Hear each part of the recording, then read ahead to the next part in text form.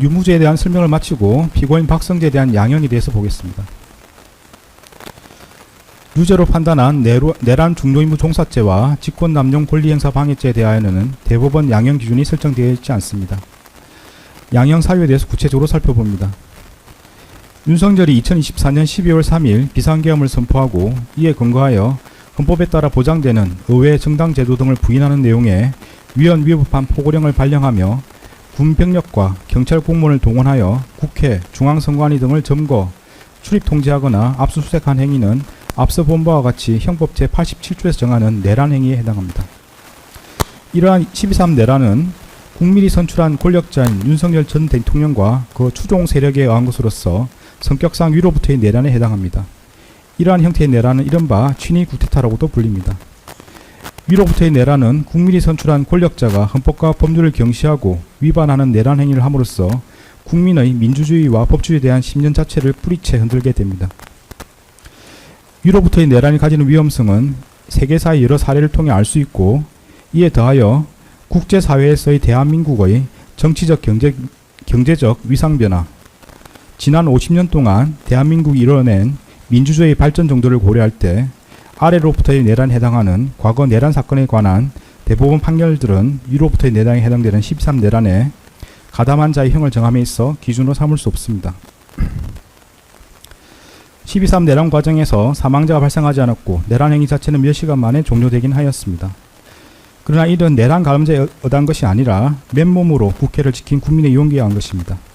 이에 더하여 신속히 비상계엄 해제 요구안을 의결한 일부 국회의원들, 위헌 위법한 명령을 거부하거나 소극적으로 이행한 일부 군인들과 일부 경찰 공무원들의 행동에 의한 것입니다. 따라서 이 또한 12.3 내란 가담자에 대한 형을 정함에 있어 깊이 고려할 바 아닙니다. 12.3 내란은 즉흥적으로 결정된 것이 아니고 적어도 2023년부터 준비되었습니다.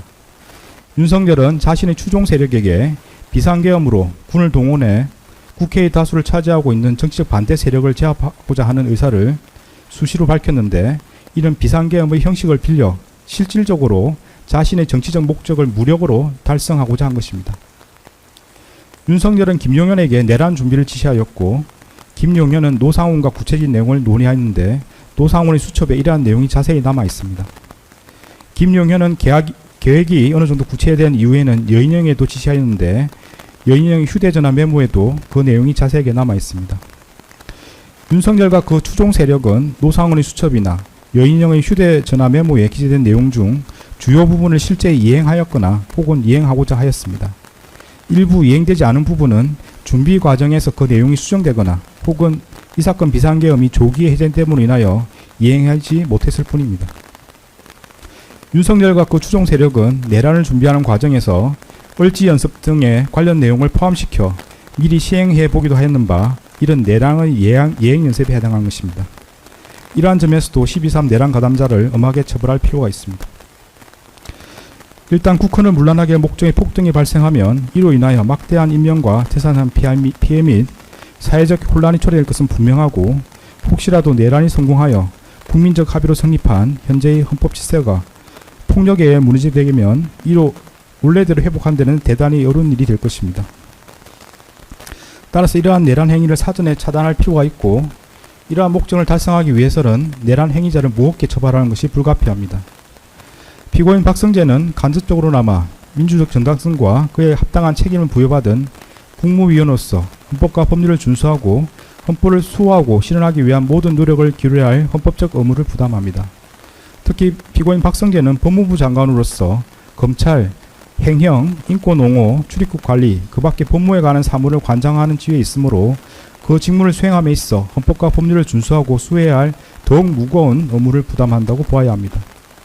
그럼에도 피고인 박성재는 12.3 내란이 성공할지도 모른다는 생각에 이러한 의무와 책임을 끝내 외면하고 오히려 그 일원으로서 가담하기로 선택하였습니다.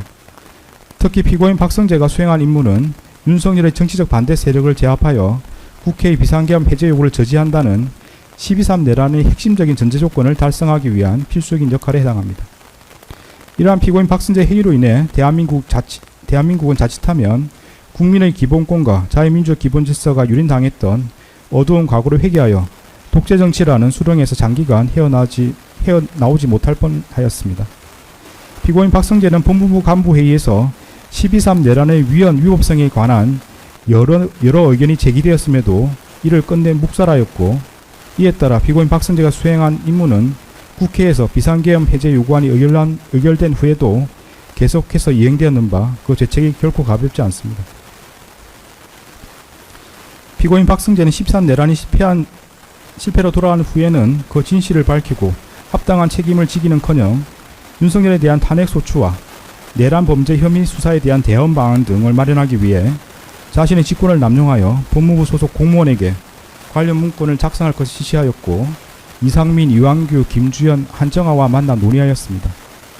윤석열은 이들이 마련한 내용을 바탕으로 13 내란의 정당성과 불가피성을 강변하였고, 그 결과 우리 국민은 대한민국의 헌법적 가치를 존중하고 이를 수호하려는 사람들과 이를 가벼이 여긴 채 자신의 정치적 입장만을 강요하는 사람으로 나뉘어 더욱 분열하고 갈등하게 되었습니다.